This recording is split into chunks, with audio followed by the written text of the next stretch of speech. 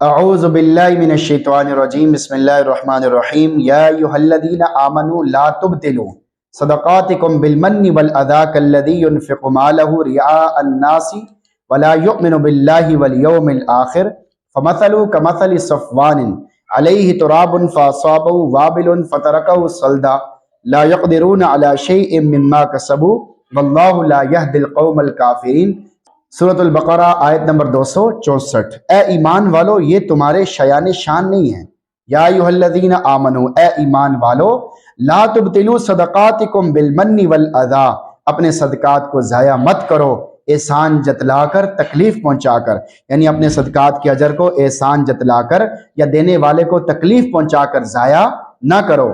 اگر صدقات کر کے احسان جتلاؤ گے یا دینے والے کو تکلیف پہنچاؤ گے تو تمہارے صدقات کے اجر برباد ہو جائیں گے۔ کالذی ينفق مالہ رئاء الناس ولا یؤمن باللہ والیوم الآخر، اس شخص کی طرح جو اپنا مال لوگوں کو دکھانے کے لیے خرچ کرتا ہے اور اللہ اور قیامت کے دن پر یقین نہیں رکھتا۔ یعنی کسی کو صدقہ دینے کے بعد اس پر احسان جتلا کر یا اسے تکلیف دے کر اس منافق کی طرح اپنے اعمال ضائع نہ کرو جو صرف ریاکاری کے جذبے کے تحت اپنا مال خرچ کرتا ہے اور اس کا اللہ تعالیٰ اور قیامت کے دن پر ایمان نہیں ہے۔ اگر تم صدقہ دیتے ہوئے احسان جتلاؤ گے یا تکلیف پہنچاؤ گے تو اس آدمی کے مشابہ ہو جاؤ گے جو ریاکاری کے لیے اپنا مال خرچ کرتا ہے اور آخرت پر اس کا کوئی ایمان نہیں ہے، تو پھر اس کو بھلا ثواب کیسے ملے گا؟ نکتہ یہ مومن کی شان سے بعید ہے۔ واضح ہے کہ یہ فرمانا کہ وہ اللہ اور قیامت کے دن پر یقین نہیں رکھتا، یہ صدقے کو باطل کرنے کے لیے قید اور شرط نہیں ہے، کیونکہ صدقہ تو صرف ریا ہی سے باطل ہو سکتا ہے، اگرچہ خرچ کرنے والا مومن ہی کیوں نہ ہو، مگر اس قید کو صرف اس فائدے کی غرض سے بڑھایا تاکہ یہ معلوم ہو جائے کہ ریاکاری مومن کی شان سے بڑی دور ہے، بلکہ یہ امر تو منافقین کے مناسب حال ہے، یعنی انہی کے ساتھ جچتا ہے کہ وہ ایسا کرے۔ فَمَثَلُهُ كَمَثَلِ صَفْوَانٍ، چنانچہ اس کی مثال ایسی ہے، علیہ تراب، جیسے کسی صاف چٹان پر مٹی پڑی ہوئی ہو، یعنی ریاکار کے عمل کی مثال ایسی ہے جیسے چٹان پر مٹی پڑی ہوئی ہو۔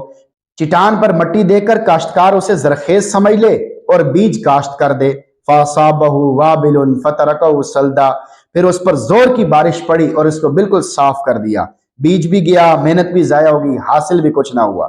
یہی انجام خرچ کر کے احسان جتلانے والے، تکلیف پہنچانے والے، ریاکاری کرنے والے کا بھی ہوتا ہے کہ مال بھی دیتا ہے اور حاصل بھی کچھ نہیں ہوتا۔ لا یقدرون علی شیء مما کسبوا، ایسے لوگوں کو اپنی کمائی کا ذرا بھی ہاتھ نہ لگے گا، یعنی جو کچھ انہوں نے ریاکاری کے طور پہ خرچ کیا اس سے کچھ بھی فائدہ نہیں اٹھا سکیں گے۔ ایک اور مقام پہ اللہ تعالیٰ فرماتے ہیں فجعلناہ ھباء منثورا، ہم نے اس کو اڑتے ہوئے غبار کی طرح بنا دیا۔ واللہ لا یہدی القوم الکافرین، اللہ کافروں کو سیدھا راستہ نہیں دکھاتا، اس لیے کہ ہدایت کے لیے طلب صادق کا ہونا ضروری ہے۔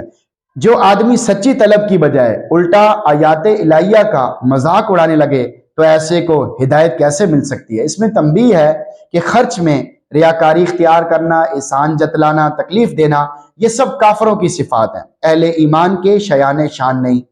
لہٰذا انہیں چاہیے کہ وہ اپنے آپ کو ان بری صفات سے بچائیں اور ضرور بچائیں، ورنہ قیامت کے دن کچھ اجر نہیں ملے گا۔ آیت کا میسج آپ کے نام۔ نمبر 1، یہ سب حرام ہے۔ کسی پر خرچ کر کے اس پہ احسان جتلانا، اعزا تکلیف دینا، ریاکاری کرنا سب حرام ہے۔ نبی اکرم صلی اللہ علیہ وسلم نے ریاکاری کو شرک اصغر قرار دیا ہے۔ نمبر 2، نیکی برباد، گناہ لازم۔ احسان جتلانے والے، اعزا دینے والے، ریاکاری کی وجہ سے صدقہ کرنے والے کا صدقہ برباد ہو جاتا ہے۔ نمبر 3، گناہ کی وجہ سے نیک اعمال بھی ضائع ہو جاتے ہیں۔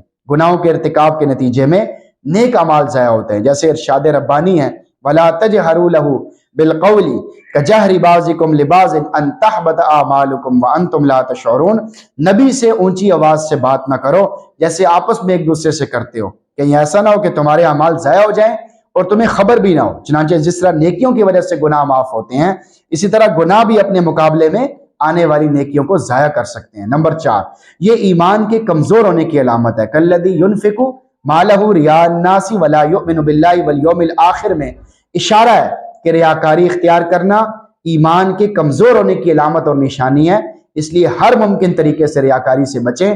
اللہ تعالیٰ سے دعا اللہ تعالیٰ میں بھی ریاکاری سے محفوظ فرمائے، لیکن ریاکاری کے ڈر سے نیک اعمال چھوڑنا یہ بھی ریاکاری میں داخل ہے۔ ایک آدمی اس وجہ سے نیک اعمال نہیں کرتا کہ ریاکاری ہوگی تو پھر یہ بھی ریاکاری ہے۔ ایک آدمی نماز نہیں پڑھ رہا کہ بھائی ریاکاری ہوگی اس میں، تو پھر وہ ضرور نماز پڑھے۔ اس میں یہ نہ سوچے، وہ بار بار اپنی نیت کو بدلے، بار بار یہ سوچے کہ میں اللہ کے لیے پڑھ رہا ہوں، لیکن نماز پڑھنا نہ چھوڑے۔ اسی طرح صدقات خیرات دیتا ہے تو دل میں بار بار اگر یہ بات رہتی ہے کہ میں نے اس کو صدقہ دیا ہے، تو پھر بھی صدقات دینا نہ چھوڑے، بلکہ صدقات دیتا رہے، لیکن ساتھ ساتھ اس بات کی بھی مشق کرتا رہے کہ میں نے کسی کو تکلیف نہیں پہنچانی، ریاکاری نہیں کرنی۔ اس خیال سے صدقات نہیں چھوڑنے چاہیے، کوئی بھی نیک کام اس خیال سے نہیں چھوڑنا چاہیے کہ بھائی بس اس میں ریاکاری ہو جائے گی اس لیے میں یہ کرتا ہی نہیں ہوں۔ بہت سارے لوگ تو اس مصیبت میں پھنسے ہوئے ہیں۔ بھائی اللہ نے قرآن پاک میں بڑے صاف الفاظ میں 17ویں سپارے میں فرمایا ہے، فَمَن يَعْمَلْ مِنَ الصَّالِحَاتِ وَهُوَ مُؤْمِنٌ فَلَا كُفْرَانَ لِسَعْيِهِ، جو آدمی بھی نیک عمل کرے گا ایمان کی حالت میں، ہم اس کی کوشش کو کبھی بھی ضائع نہیں کریں گے۔ تو اللہ تعالیٰ اتنے کریم ہیں، اتنے رحمان ہیں، اتنے بردبار ہیں، وہ بندے کے ساتھ کبھی بھی برا نہیں کرتے، بلکہ بندے کی اگر نیت سچی ہو، طلب سچی ہو، تو اللہ تعالیٰ اس کو پھر توفیق بھی عطا فرما دیتے ہیں، اخلاص بھی عطا فرما دیتے ہیں۔ اگر کوئی آدمی ریاکاری میں مبتلا ہے تو بھی نماز پڑھنا نہ چھوڑے، تو بھی زکوٰۃ دینا، صدقات دینا نہ چھوڑے، انشاءاللہ اس کو اخلاص بھی نصیب ہو جائے گا۔ اللہ تعالیٰ سے دعا اللہ تعالیٰ ہم سب کو اخلاص نصیب فرمائے اور ہم سب کو قرآن پڑھنے، سننے، سمجھنے کی بھی توفیق نصیب فرمائے۔ آمین۔